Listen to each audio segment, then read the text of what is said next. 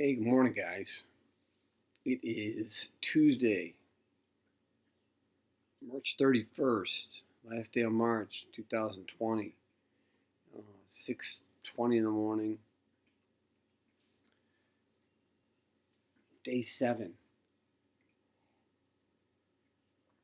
of our remote learning thing. Are you learning?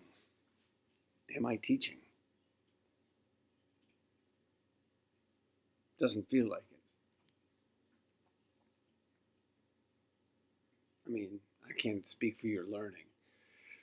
For my teaching, it doesn't feel like it. It feels very strange.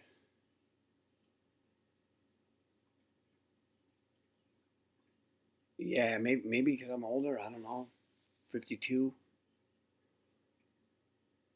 Maybe a younger teacher who's like more saturated in this kind of like communication is more adept at it, but it feels not terribly satisfying in terms of teaching, exchanging ideas, collaborating, talking about I mean, got some real conversations happening in these comments. People are worried, people are scared. And to be talking strictly about assignments and hey, did you do this and how about that? It feels very disingenuous. And I continue post work, and I'll continue to do so. But from here, it just feels a little bit hollow. And some people are probably agitated by it, and when they're worried about like their loved ones dying, and they're scared to go outside. Do your best. We're all doing our best, and for now, that's going to have to be good enough. You know, I say in a lot of the emails, my responses to your comments and stuff, let us know if there's anything specific you need. Because the leadership community, we have a lot of resources, and I believe we do, if we can intelligently sort of draw on them and sort them out. I say that, but then I'm not, we'll do our best to figure it out. If anybody's really in distress, let us know. We have to be so careful now.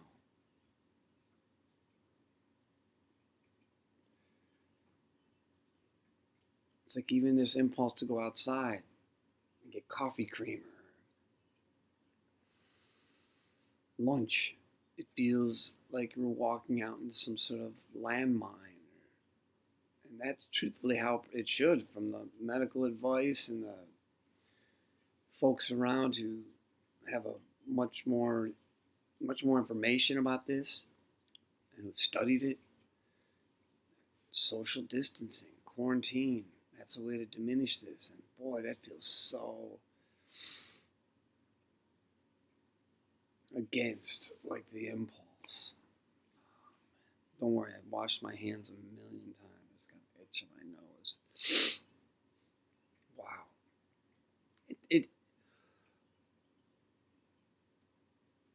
I can't help but thinking how this is going to change our society in general after this event. It's not going to go back to the same. And as a teacher, I don't know what that looks like. I will do my best in a new field, and that might be okay. I'd love to hear from you guys. Make a video, send it back to me. I could start a piece of writing. You guys could riff off it.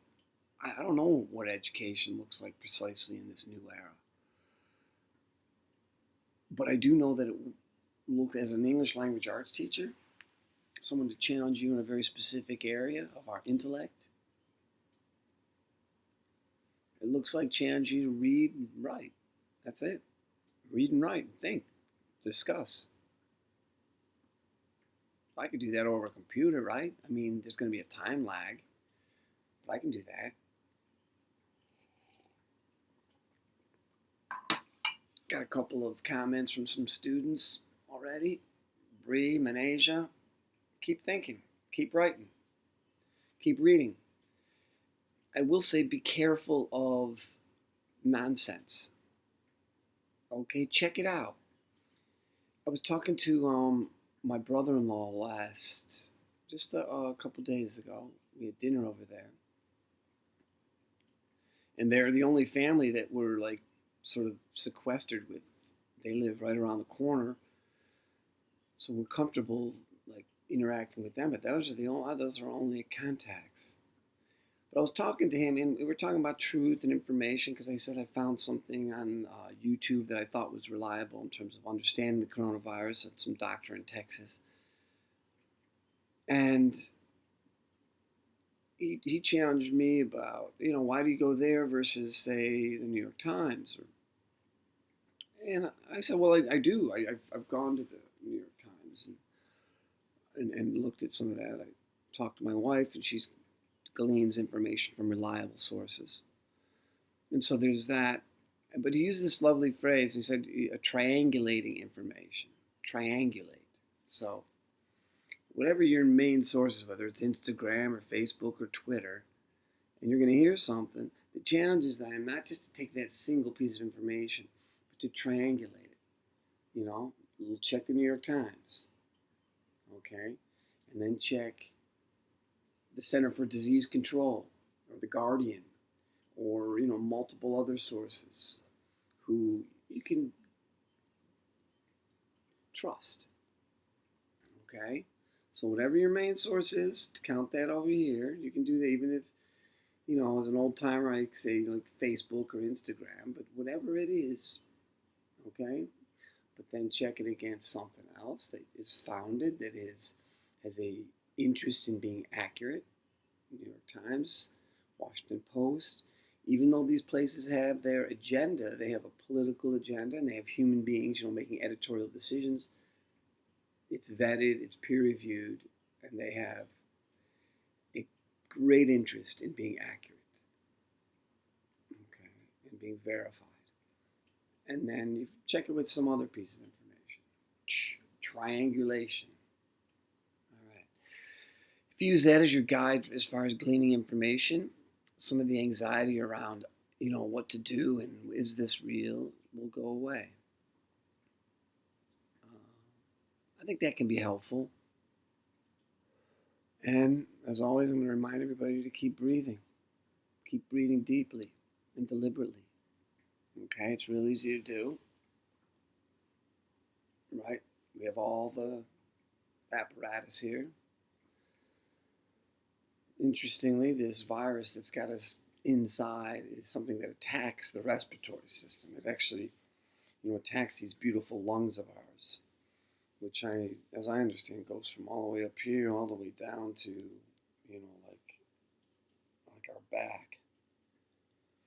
But these lungs, it's a respiratory. It's a virus that attacks our respiratory system.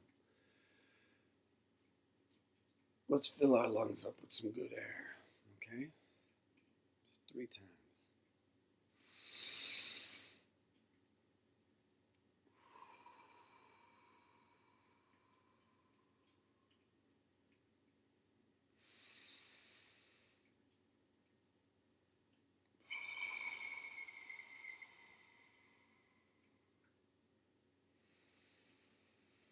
Stretch a little bit, maybe.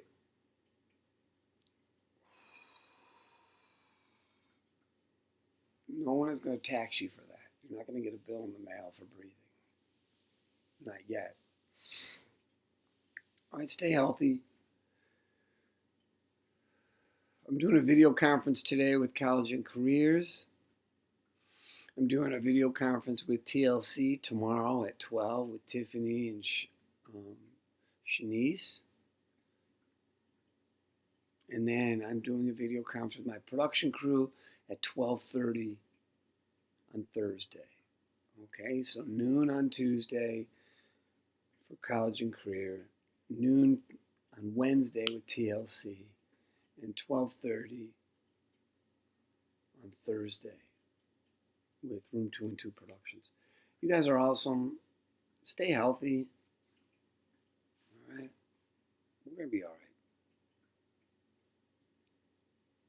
Later.